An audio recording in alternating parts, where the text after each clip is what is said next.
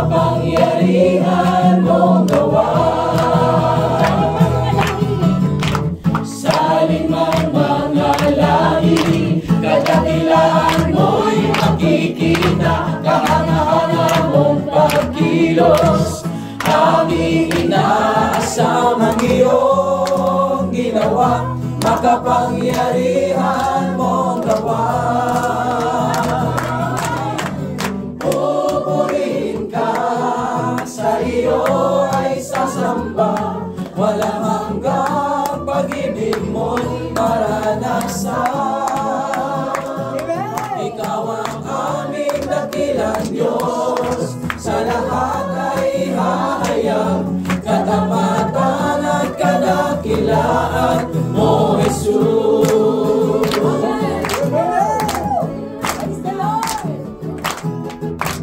Kadakilaan Diyos na Hari, aming ihahayag, magpakailanman ang awit ay magpasalamat sa iyong ginawa, makapangyarihan mong gawa.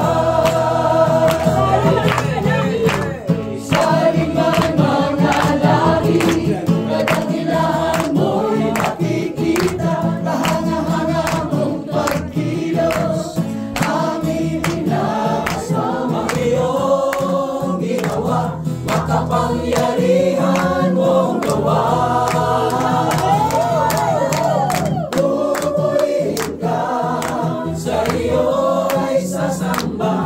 Walang hanggang pag-ibig mo'y maranasan.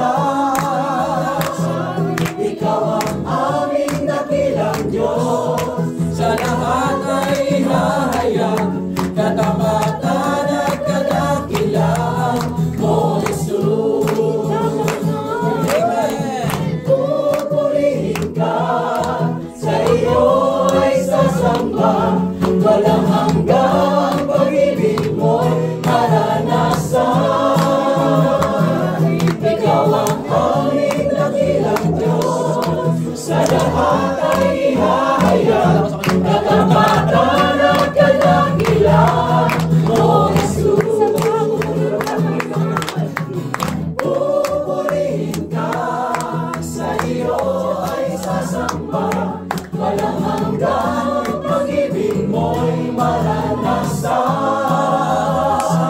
Ikaw ang aming dakilang Diyos, sa lahat ay ihahayag, katapatan at kadakilaan mo, Jesus.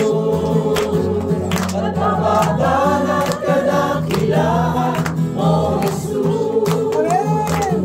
Katapatan at kadakilaan mo,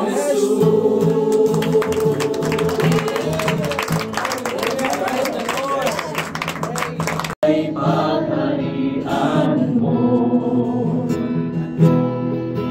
Sa aking puso ay hindi magmahalaho, tanging pag-ibig sa iyo. Ano pa bang maihahandog ko, liban sa buhay ko na galing sa iyo?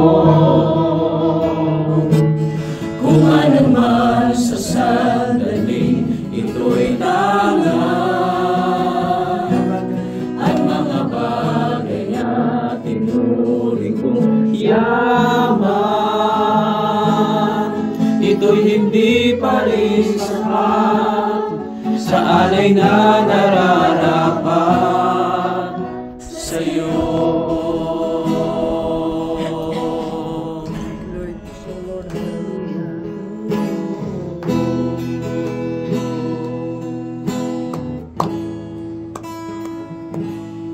O Diyos, sa iyong lahat ng pagsamba luwalhati,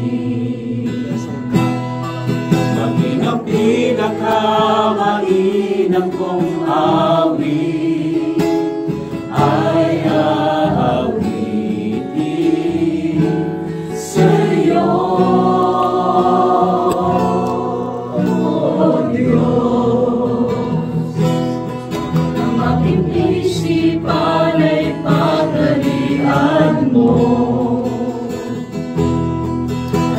aking puso ay hindi nakaglaho, tanging pag-ibig sa'yo. Ano pa ba ang maihahandog ko, liban sa buhay ko na galing sa'yo? Kung ano man sa sandaling ito'y nangan, at mga bagay na tinuring ko yaman, ito'y hindi pa rin sapat sa alay na nararapat.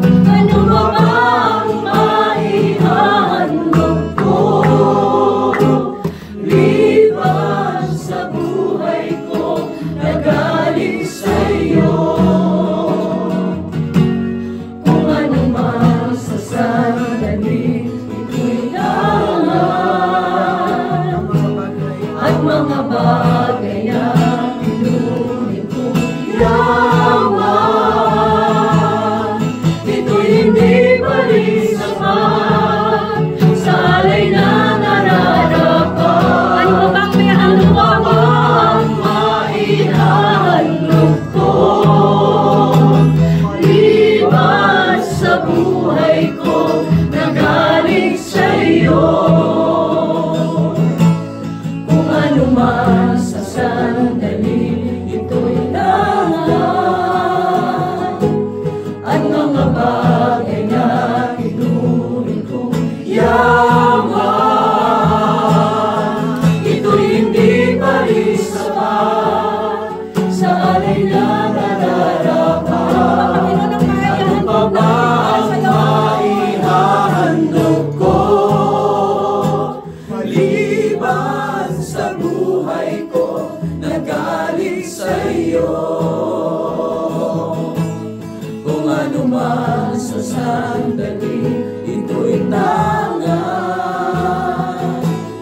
at mga bagay na inuring kong yaman, ito'y hindi pa rin sapat sa alay na nararapat. Ito'y hindi pa rin sapat sa alay na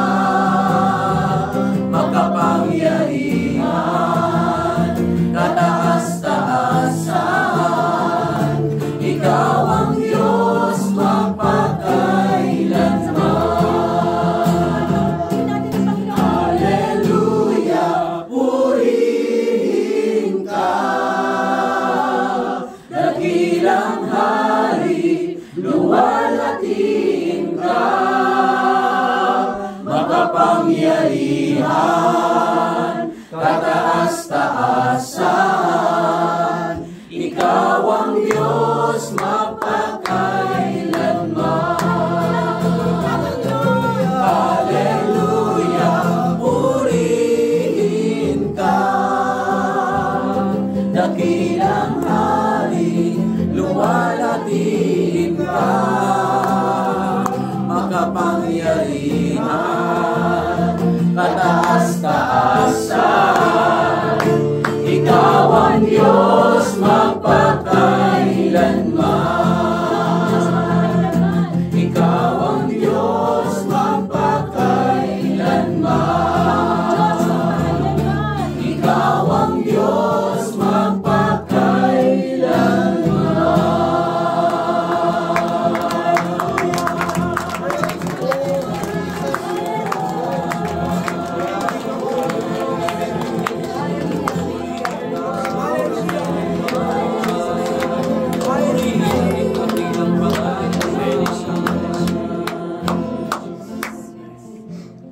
Sa ngalan ng Ama, Anak, Espiritu. Lakatan natin yung salita ng Diyos, purihin ng Panginoon. At magandang umaga sa inyo mga kapatid. Dami natin dito. Pasensya na kayo, nandiyan kayo sa lapag. Sanay na po. Sanay na. Okay. At syempre, kasama pa rin po natin ang ating mga kapatid mula po sa Vicaria ng Immaculate Conception, no? Sa Taguig, Pateros, at Casinos. No? Binubuo yan ng tapat. At ngayon mga kapatid, tayo tutungo. Bibigyan lang natin ng pagninilay itong binasa nating salita ng Diyos. Mahaba-haba no mga kapatid. Pero bakit natin binasa? Sapagkat gusto nating mapakita sa mga nakikinig, hindi lamang yung conversion, hindi lamang yung pagbabago ng puso ni Paul mula doon sa kanyang pagiging persecutor ng mga Kristiyano. Actually, hindi pa ho Kristiyano ang tawag ng una. Ang pamilyar na tawag ng una sa mga unang mananampalataya at tagasunod ni Jesus ay yung grupong The Way, ang daan. No? At papakita natin dito na kung paano yung nangyari, paanong nabago yung pananaw ng ating ni San Pablo, no? Kung kaya pag-uusapan din natin dito mga kapatid, ano? Kasama ko po yung mga preachers natin, sila Brother Noel, Brother Roger, Brother Arnel, no? Si Brother Ryan, no? At yung mga kapatid nating manggagawa. Pag-uusapan natin the transformative power of perspective, no? Particularly perspective on how the Lord sees it. Diba?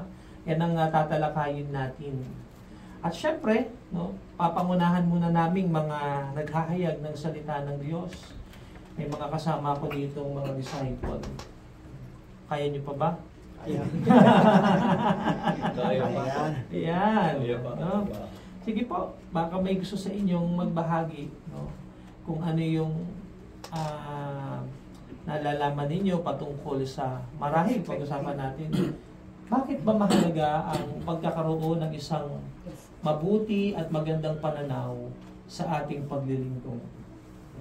Kayo, kunin niyo po yung mic. Pwede kayong ito yung reflex. Yan. No.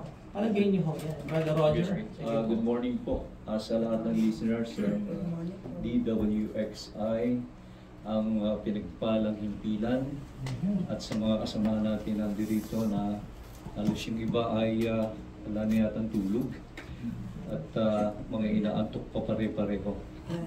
Sa mensahe na ating nabasa, ito ay nagbibigay sa atin ng kung saan ay ang buhay ng lingkod na si Saulo, na dati ay Saulo siya, na ngayon ay naging Saint Paul na siya, na ang kanyang dating religion ay Judaism, at sa kanyang pagiging fanatic doon sa kanyang reliyon ay ando doon yung mga Kristiyano na sa pagkaakala niya na ito ay mali ang kanilang mga nilalakaran, meaning to say na mali ang kanilang pagiging Kristiyano, ito ay nagbigay ng hamon kay Saul na sila ay kanyang ulihin at sila ay kanyang pagpapatayin. Kung kaya't siya ay humingi ng tawag nito ng sulat sa mga saserdote na para garantiya na talagang masyadong masugid yung kanyang tawag nito, intensyon na papatayin ang mga ito. Pero hindi nasukat akalain na yung kanyang iniisip ay natapatan niya ang ating Panginoong Hesukristo, na siya ay tinapatan ng liwanag at ito ay nagbigay sa kanya ng pagkabulag.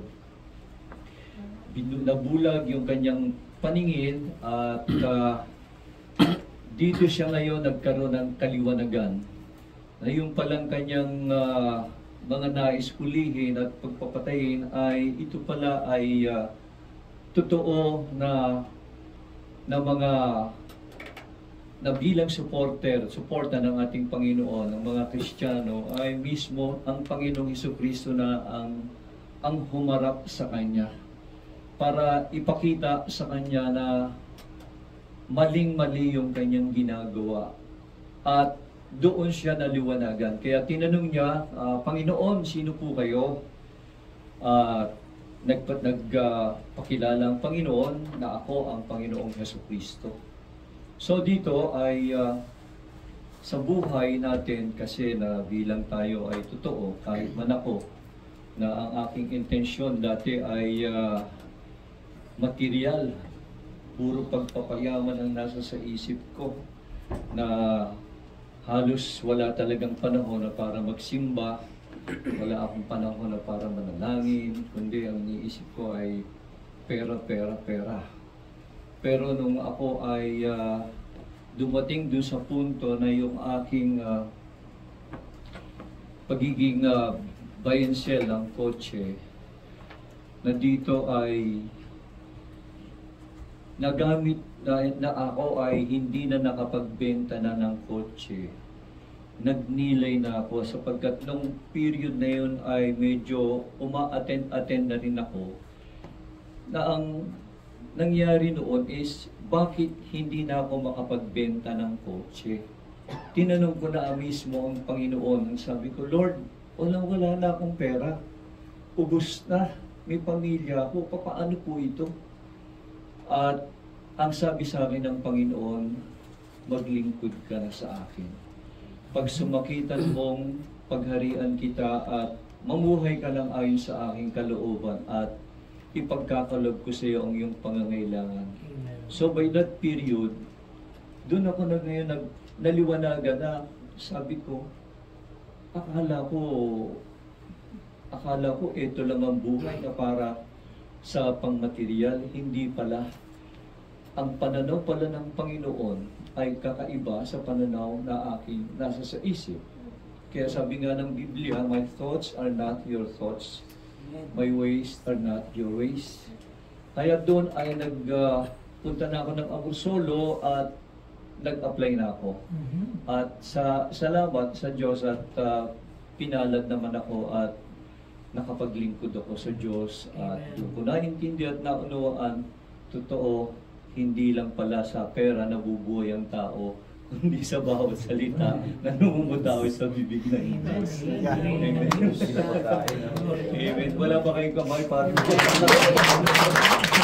At pinapakinggan ko kayo, Brother Roger, dun sa, at ang isang napupulot ko batay sa sinasabi ninyo ay nung una, ang tingin ninyo sa kahulugan ng buhay yung kumita ng pera, di ba? Yung meron kang pangkain, meron kang panggastos, meron kang pambili ng mga bagay na kailangan at gusto mong bilhin. Eventually, unti-unti sa mga nangyari sa inyong buhay na parang humina yung inyong kabuhayan, di ba? Doon pinakita sa inyo ni Lord yung mas magandang, mas malawak na purpose niya para po sa inyo. Ang mangaral ng salita ng Diyos. Kita nyo yung perspective from the narrow perspective of earning money for yourself and for your family to a more wider perspective, no, of giving yourself for the service of other people. Diba? Ganda nun. Gandang sharing nun. Sa iba nating preachers, kayo, tingin nyo, gaano kahalaga o bakit mahalaga, no, na meron tayong pananaw. Diba? May pananaw tayo. Meron tayong perspektibo. Kayo, Brother Noel or si Brother Arnel. O, pwede kayong mag-share. May nagtuturo dito. Good morning po sa mga listeners po ng Pilipinas Palipala, maging sa ating mga taga-probinsya at maging sa international. Ako po si Brother Arnel. So salamat po sa ating po na araw na ito, sa ating po na tinatalakay is all about perspective or yung pananaw. So sabi po ng ating po na head na si Brother Charles, ano ba bakit ba mahalaga yung meron kang pananaw? Kumbaga meron kang goal sa buhay natin. Kasi ang isang tao kapag walang goal, wala lang. Kumbaga parang hindi siya aangat, hindi siya mag-level up. Kumbaga parang kontento na siya kung ano yung meron siya ngayon. So para sa akin po, yung perspective, tulad po sa buhay po ni Saulo. Si Saulo is a persecutor siya ng mga Kristiyano. Ako hindi ako persecutor ng Christian. Ako po ay, nung mula po ay bata pa, so Christian na po tayo, pero hindi ko pa talaga naunawaan yung pagiging Christian noon. Kasi siyempre, pag ang bata ay nabinyagan siya, so nakalagay nga po is welcome to the Christian world. Pero yung totoo na yung attitude, character ng isang Kristiyano, hindi ko pa talaga na-apply. So, hanggang na nalaman ko yung pinakapananaw pala talaga dapat natin, hindi lang tayo manatili na Kristiyano lang sa pangalan or meron kang baptismal certificate. Dapat yung goal natin, may pakita natin sa mga tao, yung ugali, yung attitude ng isang Christian. Kay Paul, isang the best example siya. Imagine mo, persecutor, hindi niya lang sisiraan yung mga Kristiyano, kundi talagang pinapatay talaga niya, minumurder talaga niya kapag nakita na Kristiyano, talagang papatayin, ang talagang papahirapan, kapatid kay Kristo. Hanggang dumating sa punto sa kanyang buhay na si Jesus mismo ang kanyang na-encounter at talaga na ang kagandahan nangyari doon na ma-encounter niya si Jesus at nagbago yung buhay niya. So sa akin po, i-apply ko sa buhay ko yan. Nung bagamat ako po ay active na rin po sa gawain na siya dahil nung bata pa, dyan po sir sa Cavite City, taga dyan po kasi sa Cavite City. So yung akin pong nanay is active po na manggagawa. Pero baliwala lang sa akin yung gawain. Hanggat dumating sa punto na nangyari din kay Pablo na, kay Pablo nga na naranasan niya, na-encounter na si Jesus, dumating sa punto sa gitna ng problema ng tao, naranasan ko na ma-encounter si Jesus. Hindi mo siya nakikita personal, pero yung pakiramdam na alam mo hindi ka nag-iisa. So doon po nagkaroon ako ng pananaw, kapatid kay Kristo. Hindi ko talaga pinangarap din na maging preacher. Hindi sumagi sa isip ko yan. Sabi sa akin ng isang preacher noon sa probinsya namin sa Antique, mag-preacher ka na. Sabi ko, ayoko, gusto maging artista. Ayoko talaga maging preacher noon. Preacher talaga yung nagsasalita. wala sa vocabulary ko talaga maging preacher. Ayoko. Kasi tulad nga na sabi ni Sir kanina, ang pagiging disciple, walang monthly salary. So walang income. Kung talagang babasihan mo yung mission talaga. So wala talagang income. Yung pananaw ko sa pagiging preacher, mag-preacher ka, wala kang monthly salary, wala kang tatanggapin buwan-buwan. Pero nung na-encounter mo si Jesus sa personal na buhay mo, doon nagbago lahat. Nagbago yung pananaw mo. Yung pinaka kinakaayawan mong bagay, yung pinaka iniiwasan mo na dapat di ka mapunta doon, pero si Lord, doon ka talaga dadalhin. Ilang beses ako lumabas sa ministry, sir. Ilang beses ako nag-try magtrabaho dyan po sa lugar ng Rosario, sa may EPSA. Nagtrabaho ako dyan. Habang nagtrabaho po ako dyan, yung ang trabaho ko dyan is quality control, taga-sukat ng tiles, yung four corners ng tiles. Tapos, yung product namin dadalhin sa Japan, hawak ko yung pentel pen. Sobra ko po na nakauhawan sa Word of God. Yung sinulat ko dun sa tiles, hindi po yung related sa trabaho. Ang sinulat ko sa tiles, Word of God. Talaga ang pinaka-favorite.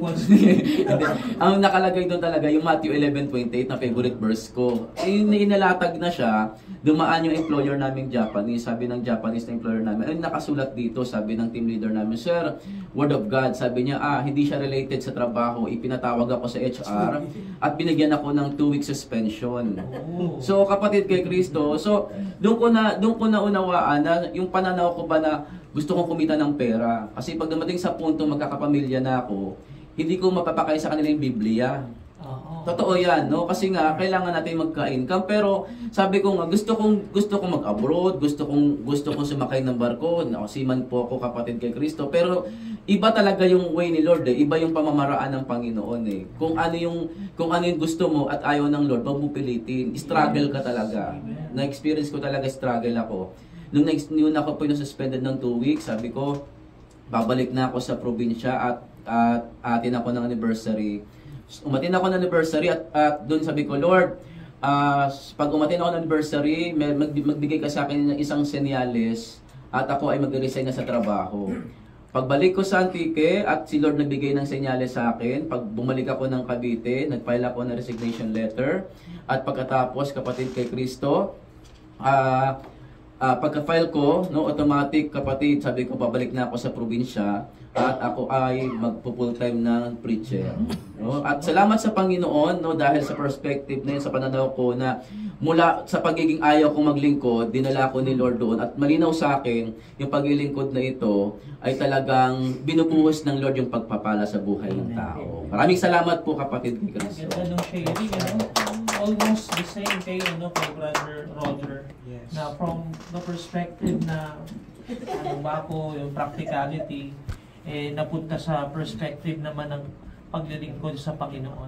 At pagkatapos ng ating station ID at ng ating covenant prayer, bibigyan siguro natin ng diin, no? Kung bakit ganun na lamang yung pananaw ni Paul.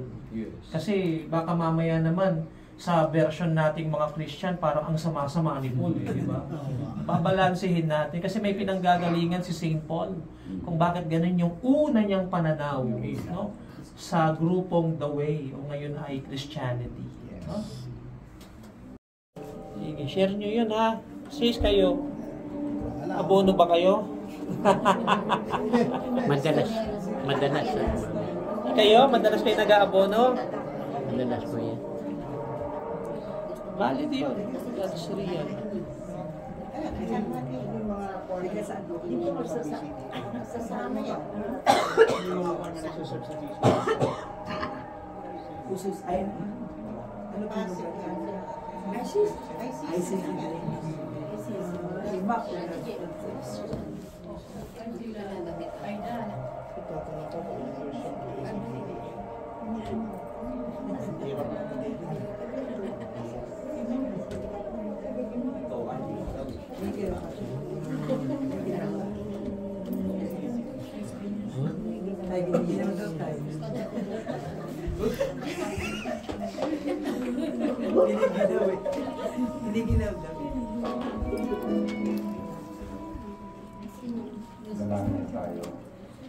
So, nasa second point na tayo, yung attitude. Diba? Pero balikan nyo rin yung experiences na yung inyong relationship towards your fellow workers. Diba? Minsan ganun tayo pagka meron tayong mga ka-disagreement, diba? Yung parang hindi kayo nagkakapareho ng pananaw. Anong nangyayari sa attitude ninyo? Nagiging impulsive, pumapatol ba kayo? Patola ba kayo? Or tahimik na lang? Could be. CC Hour, kasama pa rin natin ang ating mga kapatid mula sa GMA Tapapa, Vicariate 3, National Section, at iba nating music ministers from Vicariate 1. Kanina ho, ay naputol tayo doon sa pag-uusap na abono, no sister, no? Doon tayo naputol, di ba? Taas ka kamay ng mga nag-aabono sa inyo. Abono. Yan, pare-pareho pala, di ba? The feeling is mutual. So ngayon, siguro magandang i-share ninyo very quickly lang, hindi man kailangang mahaba. Nung una na, syempre, ang medyo kapani-panibago dyan, yung from the first time na nag-aabono ka, tapos nasusundan. No? Ano yung mga pumapasok sa isip ninyo? Kayo, sister. O, sige po. Ano pong pangalan ninyo? Magandang umaga po mga kapatid ko kay El Shaddai. Ako po si Sister Regina Porras ng Immaculada Conception Cathedral. Yes. Ano nga po yan? Abono. Naranasan niyo na bang halimbawa may mga pangangailangan sa parokya, yung mga gawain ng parokya, o kaya gawain sa community natin na minsan talaga, di ba, parang ito yung kailangang gastusin pero yung ating available na resources parang hindi sasapat o kulang talaga. Naranasan niyo mag-abono? Opo. Sa akin naman po, naranasan namin na sa bawat mga manggagawa, mga lalo na coordinator, secretary, talagang mo yun, tungkulin mo yung ganun na nag-aabono. Pero ako naman, kahit ako walang trabaho, pero bago mag-Lunes, nag-iipon na po ako ng paano-ano. Nag-ano na ako sa mga anak ko. Tapos tinatapyasan ko yung pamalingki ko. Opo. Yung mga tipid-tipid para kasi talagang nakalaan po yon para sa talaga. Kasi obligasyon ng bawat manggagawa na yun na meron ka talagang talaga. Ang gusto kong mapakinggan din, sister, no? Kasi very self-giving yung sinabi nyo na parang isipin nyo, no? Magkakano na nga lang ang pamalengke mo, tapos tapapyasan mo pa, di ba? Tapos manghihingi ka pa sa anak mo, di ba? Anong nasa isip nyo nun? Bakit? Anong motivation nyo? Bakit nyo ginagawa yun? Kasi kung iba-iba lang, ang gagawin ng iba, ayoko na maging worker, tigil na ako. Pero kayo, bakit hanggang ngayon, nandiyan pa rin po kayo?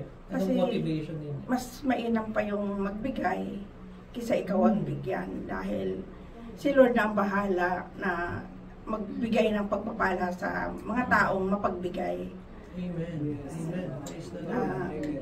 Ako naman, talagang, di man ako masyadong malaki magbigay, pero talagang pinaghahandaanan ako. Kasi wala naman po akong hanap buhay. Talagang, bago mag-Lunes, kailangan meron ako na itabi, kahit kaunti. Kasi talagang, iyon talaga ang obligasyon ng mga manggagawa po. Maraming salamat po. Praise the Lord. Anong pakiramdam pagka halimbawa nakakapagbigay kayo kahit papaano? Napakasaya po, napakasaya dahil ang Diyos na pinaglilingkuran natin sa Kanya. Yung ating mga pagpapala ay nanggaling sa Kanya. Dahil dapat lang naman talaga na isulit natin sa Kanya ito. Kahit na maliit pa lang. Pero sabi ng Diyos na may may source ng income na yung pension. Sana yung kasi medyo hindi pa ako ng pension. Dahil naglansam kasi ako last year. Kaya medyo pa ako. Okay. Maliit pa. Pero alam nyo ho, very honorable yung ginawa nyo at ginagawa ninyo. No? Kasi hindi lahat, no, ito talaga realidad, no? Hindi naman lahat ng mga manggagawa, ganun yung pananaw eh.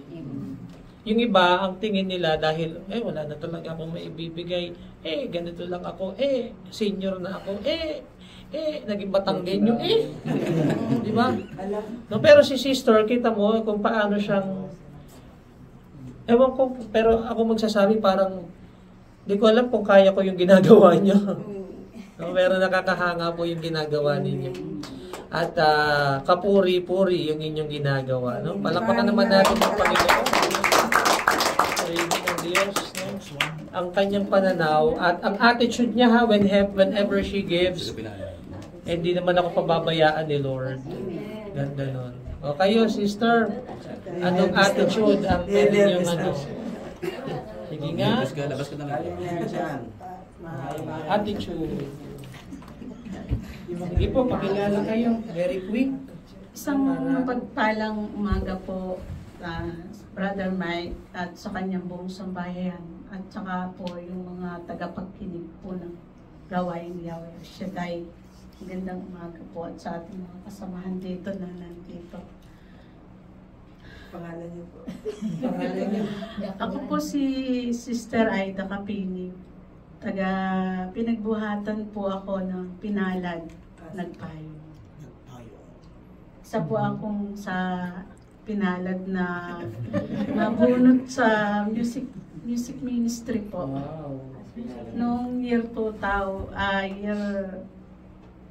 nagsimula po yung gawain sa Pinalad. Ngayon po, ano na siya, 11 years na po siya. Sa biyaya po ni Yahweh El Shaddai, nandito pa rin po ako sa kabila ng maraming mga pagsubok na pinagdaanan. Ano yung pagsubok nyo na, dinaanan nyo na parang napalabas yung pangit na ugali and then nabago yung pangit na ugali, naging maganda? May naaalala ba kayo? Sa akin pong paglilingkod, tinawag po ako ni Yahweh El Shaddai. Yung kami po ng aking husband, tinawag po ako nung sa PICC pa po.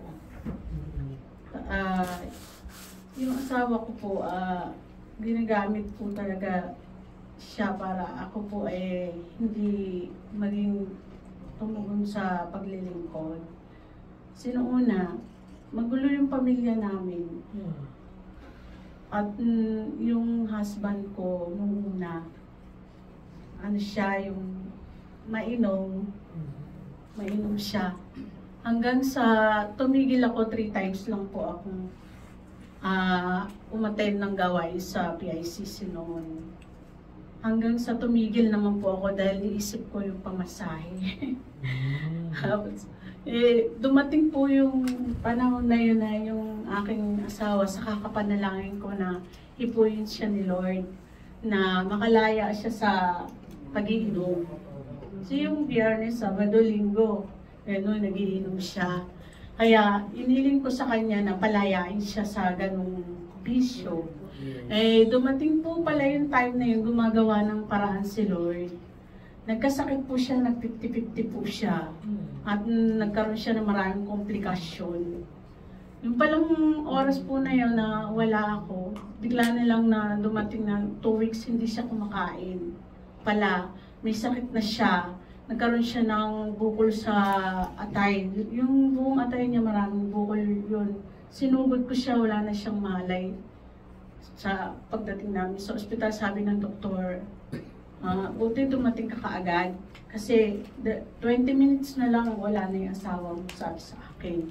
Kaya, thank God, yung na-confine siya, talaga pong nag-chill siya, nanilaw siya, nagmana siya, tapos dala-dala ko yung Bible. Kahit hindi ko pa nauunawaan noon yung pag-El Shaddai ko. Sabi ko, bakit ganun? Sabi ko, nag-El Shaddai ako. Pero, bakit ganun? Sabi ko.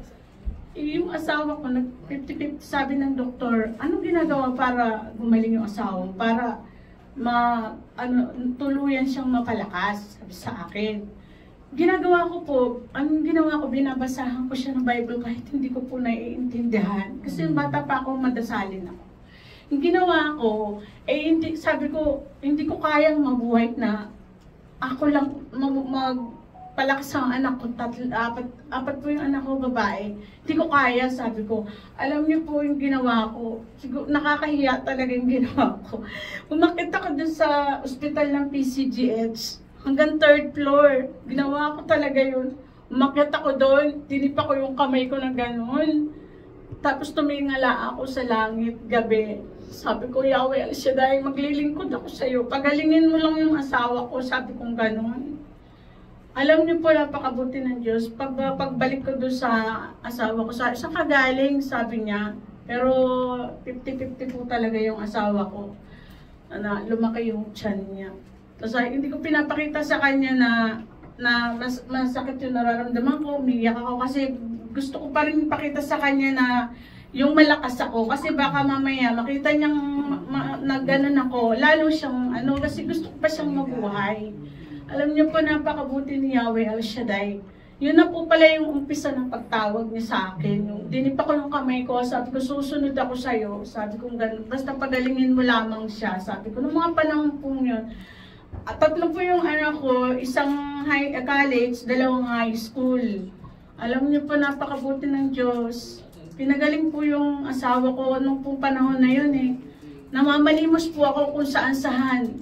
Hindi po ba sa atin mga bilang lingkod ni Yahweh El Shaddai, talagang hindi ganun kadali ang pagka may sakit, talagang pera ang aanihin mo talaga. Saan ako nagpapalimos, minsan may mga kadugong pa na meron naman, tatanggihan ka, pero sabi ko hindi ko pa rin maintindihan.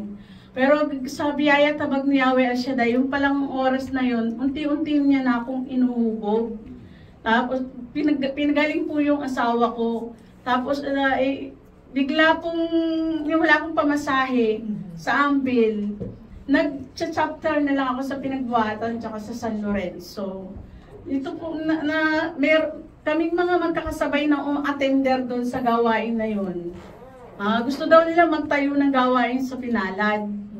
Sabi nila sa akin, sige na, sama ka kasi nahilig kang kumanta, sabi sa akin. Di sabi ko, ay siguro ito na yung paraan na yun ni Lord.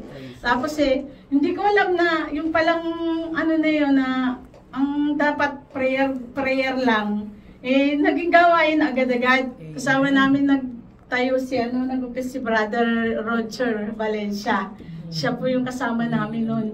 Tapos sabi ko kay Lord, sabi ko, takot na takot ako talagang maglingkod. Sabi ko, dahil wala akong pera, wala akong kakayanan. Sabi ni Brother Roger, ipagkatiwala mo sa kanya, hiniling ko sa kanya. Sabi ko, Yahweh El Shaddai, wag po akong mabubunot sa coordinator at saka sa so, wala akong kakayanan. Sabi ko, loobin mo na maging choir lang ako, sabi ko. Alam niyo po, nung mabubunutan, unang binunot yung services, assistance, pangatlo, yung binunot ni Brother Roger, yung music head. Ay, tunay nga, napakabuti ng Diyos. Kung ano yung hiniling ko sa Kanya, yun doon ako nabunot. Eto na po tayo sa paglilingkod. Sabi ko, siyempre ako po yung nabunot bilang music head. Sabi ko, eto na kukuha ko. Ako yung pala, ang trabaho ko pala, kukuha ng mga choir, ganon. Siyempre, opening pa lang. Tapos sabi ko, saan ako kukuha ng ng pambigay? Alam niyo po, alam po ni Lord kung anong kakayahan. Kung ano po yung kakayahan ko, yung po talaga yung binibigay ko. Hindi ko hinintay na sabihan ako ng mga kasamahan ko na ganito, ng coordinator na ganito. Basta sabi ko, ako magbibigay sa isang choir na yung magaling na choir. Kasi syempre iba po yung choir lang kasi iba po talaga yung choir na grand choir talaga. Kumuha po ako. Alam niyo, ako po talaga yung nagbibigay doon. Hindi ko kailangan na masabihan pa ako nila. Alam ni Lord kung anong kakayahan mo. Alam niyo po, doon sa panahon na yon, nag-aaral po yung mga anak ko nung naglilingkod na ako. Siyempre po, ang hirap po ng pera. Kasi 300. Kaya paano sabi ko, ang hirap paano kang kikita lang ganun. Sabi ko, Lord, bigyan mo akong karunungan para ako may magamit sa paglilingkod. Binigyan ako ng karunungan ni Yahweh siya dahil maggawa ng mga kakanin. Lord, hinihiling ko sa'yo, sabi ko, pag-aralin mo yung mga anak ko dahil wala akong kakayahan. Dahil 3 na po silang college. Pero alam niyo po, ganun pa man, hirap na hirap ako talaga. Pero nagtataka ako, napakabuti ni Lord. Martes pa lang, sabi ko, Lord, alam mo Webis na, Martes pa lang, alam mo yung pagbigay ko doon sa doon sa kakanta. Sabi ko ganun. Alam niyo, napakabuti ng Diyos. Binigyan ako karunungan. Wala po yung mga naging tindera ko. Hanggang sa nagsimula lang ako sa kalahating kilo hanggang sa naging 5 kilo, hanggang sa naging 10 yung tindera ko. Alam niyo po, gamit na gamit po yung katawan ko. Umaga, gabi, araw, ginagawa akong gano'n. Pero alam niyo po, nagkakasakit po talaga ako. Pero sabi ko, nakakapag-attend pa ako ng diocesan noon. Sabi ko, Lord, nagkakasakit ako, ano gagawin ko? Hindi ko alam kung bakit. Nung pala yung pagkakasakit-sakit ko na yun, doon na ako inuhubog. Alam niyo po, napakabuti ng Diyos. Hiniling ko sa Kanya na makapag-aral yung 4 ko na anak sa habag ni Yahweh El Shaddai sa 10 tindera ko. Nakapagtapos po yung panganay ko. May sarili na siyang kotse, may sarili na po siyang sasakyan ngayon. Wala po akong kakayahan na magpaaral, pero hiniling ko sa Kanya, sabi ko, Lord, Ikaw ang magbibigay sa kanila ng edukasyon. Sa paglilingkod ko, alam ko gagawin mo ito. Tapos po yung pangalawa kong panganay, medrep din po siya. Yung pangalawa ko pong anak, binigyan din po siya ng bilang mag-medrep po, tapos din siya ng marketing. Pangatlo ka rin pong anak, ganun din po, medrep din po sa mga gamot. Napakabuti ni Yahweh El Shaddai. Binigyan din po siya ng kotse ng kumpanya. Tunay po napakabuti ng Diyos, amen. Pag ikaw nabibigay ng yung kaalaayon sa nakakayanan mo na hindi ka nagdadalawang isip, talaga pong pagpapala yung tatanggapin mo. Amen. Pinagpala po talaga ako. Tapos kwento pa po, nung isang araw po, dahil sa paglilingkod ko po, hindi po ako nagre-reklamo kahit nagkakasakit ako noon. Ma-attend ako, attend lang. Kahit na minsan yung mga kasamahan ko, nag-aanuhan pa kami, ako na lang, sige. Ang iniisip ko yung pinangako ko kay Yahweh Shaddai, umakyat ako doon sa 3rd floor ng ospital.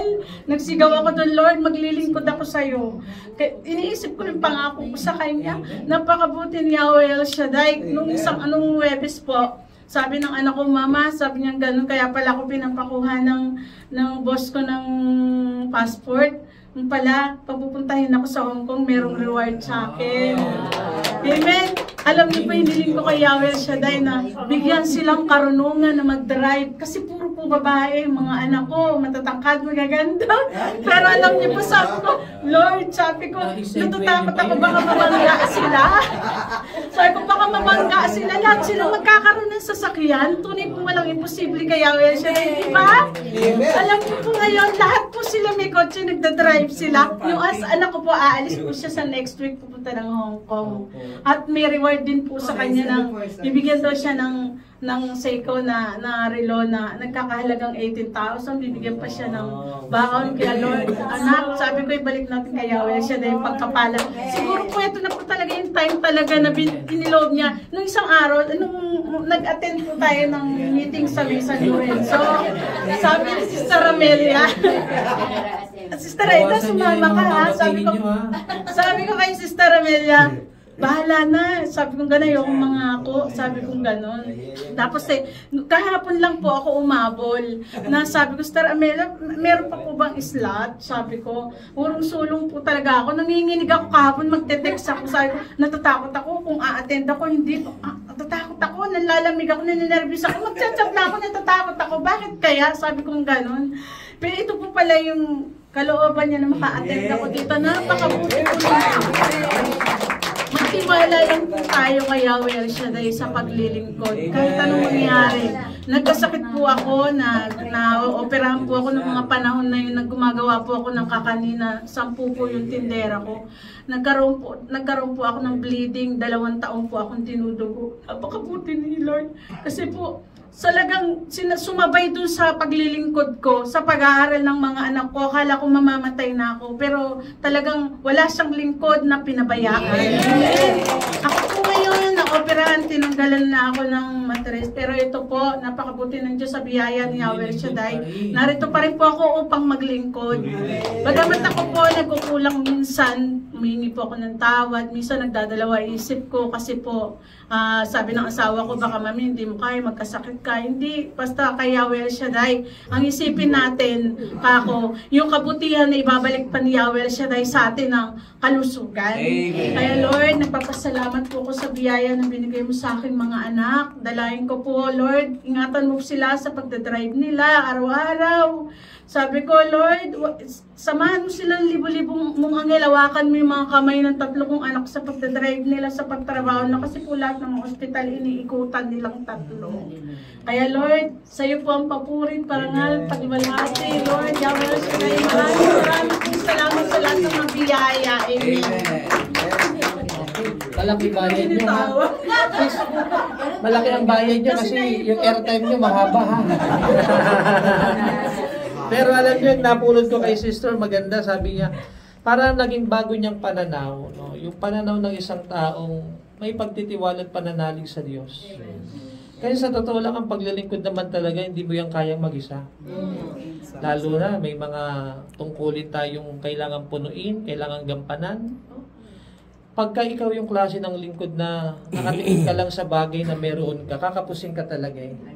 Pero kita mo, tinulak siya ng kanyang pananalig sa Diyos at kagustuhan niya na gumawa ng pamamaraan, na may paraan pala. Saka makakita, sabi ni sister, no? Siguro excitement lang yun, sabi niyo, ang aking katawan, gamit. Sabihin, nagtatrabaho, no? At eventually, pinrosper ni Lord yung, kalahating kilo lang ba yun na? Kalahating kilo lang po yun na kalahating kilong malagkit. Hanggang sa nag-5 kilo. Ganun po, ilang taon po akong ganun. Kaya pag nag-anniversary ang tapat pa, Tapos na silang lahat, hindi na ako sumagawa. pag nag-anniversary ang tapat pa, mag-sponsor siyang kakanin. Sir, dagdag po. Dagdag lang. Yung lahat po na manggagawa ng pinalad, lahat po sila nag-aabono. May kanya-kanya pagkain, mayroong nagbibigay sa choir, mayroong nagbibigay sa instrumental. So, may pondo po sila. Lagi kami lang. Mas may pondo pa kayo ngayon, di ba? Lagi kami pong may pondo. Kaya. Lahat po kami walang problema sa ganyan. Yeah. Pinagpala po kasi kaming lahat. Ayun, amen. Dinala.